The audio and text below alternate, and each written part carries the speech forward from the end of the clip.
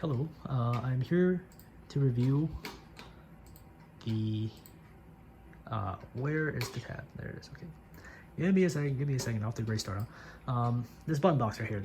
This is, as far as I know, the cheapest button box that you can find in the world. This is a Aliexpress one, as you can see. Reason is I just wanted something with a paddle and a circle wheel, which is what I got here. Well, it's a D-shaped wheel, but semi-circle, you know?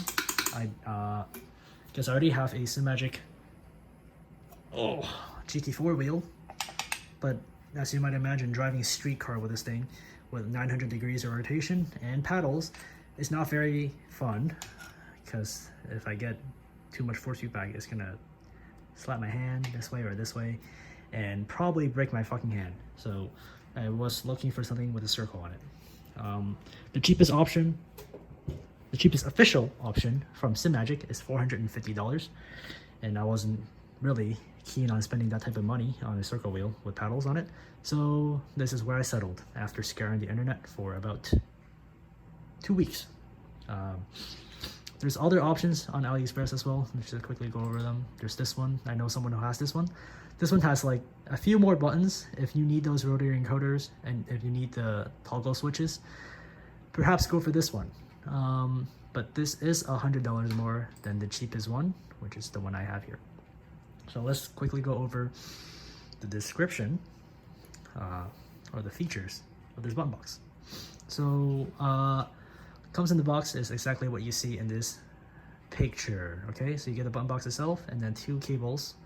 This one connects to the button box itself, as you can see right here. This one is has a screwing mechanism, like an, what you call it, a coaxial cable. If you have used those before, you screw it, and it is a 4-pin. I'm not going to disconnect it because I have Content Manager on, aka my wheel is connected to my computer. If I suddenly just unplug it, I don't know what CM or Content Manager is going to do, because that program is a diva in its own right, and it might not recognize the button box for now until I restart my computer. So let's not do that. So yeah, a 4-pin system connects and then screws on. I haven't had a problem once with this disconnecting or losing connection from this end, which is good. And then you have the USB extension cable. Now this is slightly the problem.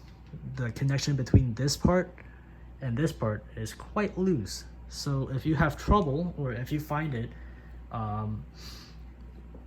disconnecting while you're driving, you can always wrap it up in tape or an adhesive of your choice to ensure a secure connection, so that when your wheel spins, because this is on a cable, as you can see, this is going to get wrapped around your wheelbase, and this is when it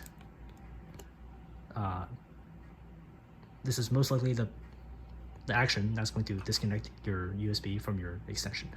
So yeah, if you have trouble with that, probably tape it up or something like that. Okay, end of blabbering. Now on to, let's see, I'll talk about the thickness of the wheel hub. I'm going to measure from here to here. This is about 33 millimeters, in case you needed to know. And then to my quick release plus the wheel, like 5 millimeters. The bolt I used is a M5 and 60 millimeters. So an M5 60 mil. Let me see if I have the box. I probably should have picked that up before I started recording. Oh, fuck me. Was it this one? Nope.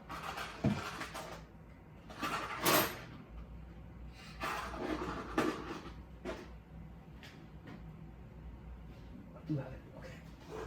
Oh, damn.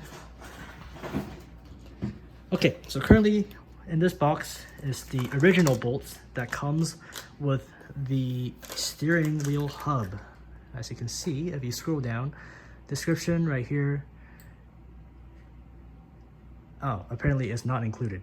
But oh right, that's what it is. Okay, so these bolts, disregard what I said, these bolts came with my either steering wheel or quick release. That's not the point. The point is I want you to take a look at the label. Oh, I used 50 mils instead of 60. Okay, thank God I got the box here still. Okay, so this is the size of bolts I used for connecting my steering wheel, button box, and the quick release together, which is these bolts right here, came from this. So M5 with a 0.8 pitch and 50 millimeters in length. All right, now that's out of the way. Let's talk about. Let's talk about the features.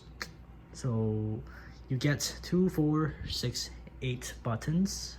Actually, it's 12 buttons because these two click down, and then you also get 2 rotary encoders. So it goes this way and this way, this way and this way. So 2 encoders, and then you can also click them down, and then you get 1, 2, 3, 4, 5, 6, 7, 8 buttons. And then you also have your paddles, obviously. These are magnetic. Obviously 3D printed. The entire thing is 3D printed, if you haven't noticed. And yeah, that's about the features you get. Let's talk about the cons first of this. The build quality, obviously, not the best. If I was going to spend the money on the other wheel, the Simagic GTS wheel that I was looking at with paddles, the quality is definitely much better than this, but I mean, beggars can't be choosers. And I was begging for a low price, so what you see is what you get. Hey, it has magnetic shifters and they don't miss shift, but you do have to give them a click down all the way until they register. Because if you hold it halfway, or if you half-ass it, it doesn't really register, unlike the Simagic steering wheel. This one, if you hold it down to like halfway, it will already register. The magnets on these is like incomparable to the quality of these, because this is full metal and this is 3D printed plastic, so obviously quite a discrepancy in the material choice, but this does the job well enough.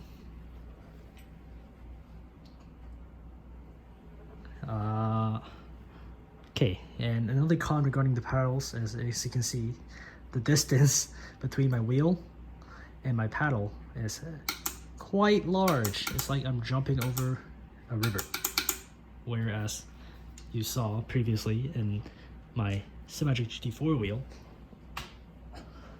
to reach the paddles, I simply pull my fingers up in a relaxed state or position. It's not like I have to stretch my palm out very far to press it down. I don't have an exact measurement between the distance of the wheel and the paddles, so why don't I do that right now? If I were to put into words, the distance between your wheel and the paddles is the distance between your real-life car's steering wheel and your turn signals or wiper stalks. So imagine these are your wiper stalks in your real car or your turn signal stock, and you reach out to hit your signal and whatnot. That's the distance it is with between your wheel and this paddle. Okay, that's enough words. I'm gonna measure now. I'll do that. I'll do it right here. All right, starting here.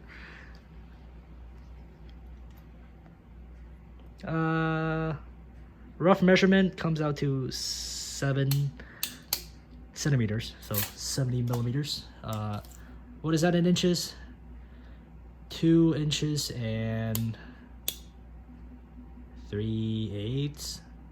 Listen, I don't know my fucking inches, bro. I'm Canadian, so I don't use that dog shit measurement system. Sorry, anyways.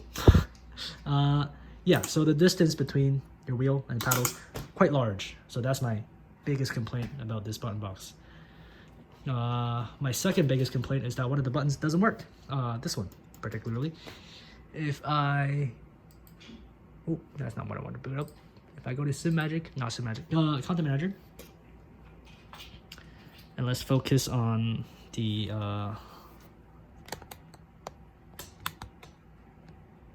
right here.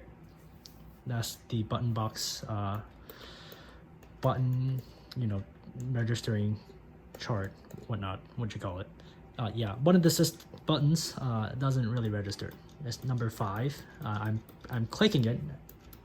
Yeah, you saw it light up. So I'm clicking it a bunch of times and it lights up like once in a blue moon. So definitely not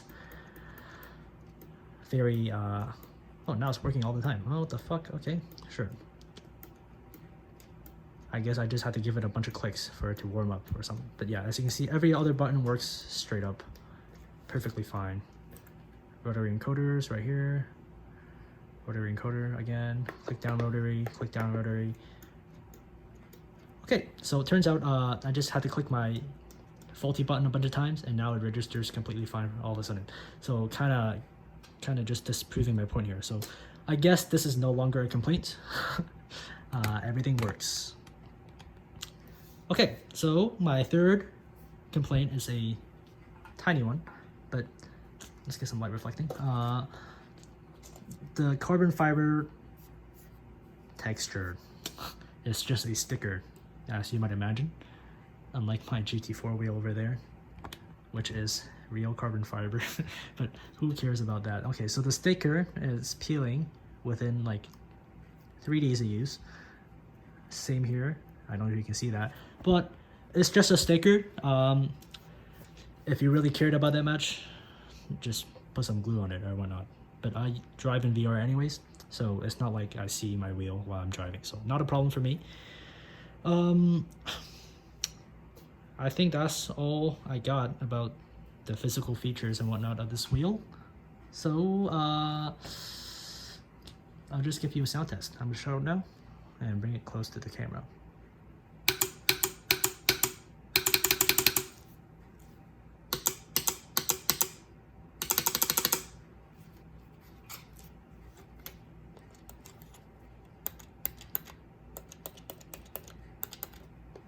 Oh, sorry.